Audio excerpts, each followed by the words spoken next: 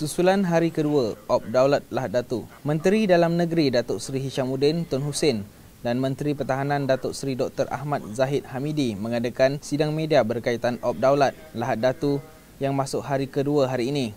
Hishamuddin mengesahkan bahawa Datuk Seri Najib Tun Razak akan hadir di Sabah untuk memantau Op Daulat dan memberi semangat kepada semua anggota keselamatan negara.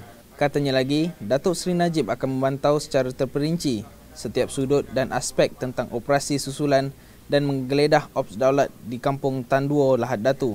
Hari ini saya dan Datuk Zahid ingin mengesahkan bahawa Yang Amat Berhormat Datuk Seri Najib sendiri akan turun ke Sabah. Saya ingin nyatakan di sini bahawa kalau ikut kehendaknya Yang Amat Berhormat nak turun dah lama dah, daripada hari pertama. Tetapi hari ini saya cukup yakin bahawa kehadiran beliau akan memberikan semangat baru kepada semua yang terlibat dalam apa yang telah kita lalui beberapa hari kebelakangan ini. Saya ingin memberitahu saudara-saudari kenapa PM datang ke sini. Pertamanya, beliau sendiri ingin memantau Ops Daulat yang telah jalan dan masih berjalan. Yang keduanya, ingin memberi semangat kepada anak-anak buah kami, polis dan tentera, bagi melihat sejauh manakah logistik dan juga beberapa peralatan dan kemudahan serta kebajikan mereka di sini sepanjang menjalankan operasi daulat ini. Saya ingin juga menyebutkan bahawa Perdana Menteri pernah menjadi Menteri Pertahanan selama 14 tahun. Dan sepanjang 14 tahun itu, beliau telah pernah turun ke medan pertempuran.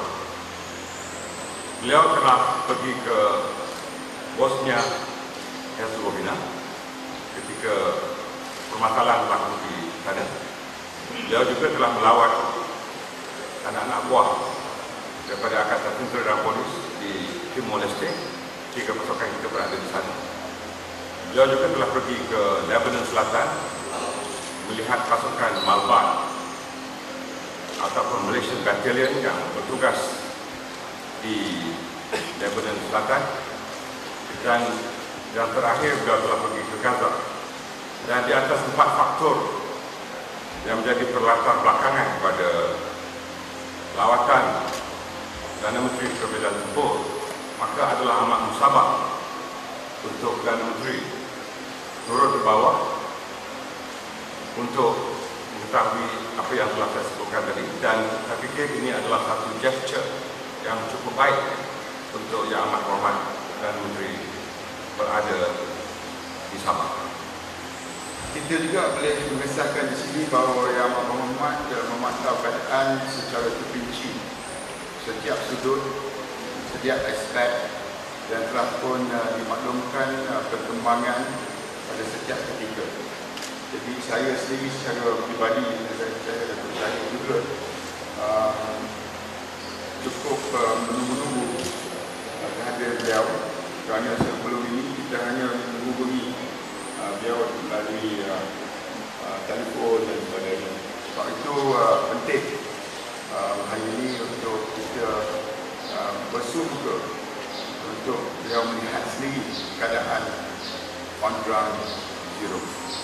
Kehadiran Perdana Menteri ke Lahad Datu jelas menunjukkan beliau seorang yang sangat prihatin ke atas kebajikan negara kerana beliau sanggup turun ke red zone semata-mata memastikan kebajikan, kemudahan dan keperluan anggota keselamatan negara dalam melakukan tugas demi keamanan negara. Sekian, Berita IMR.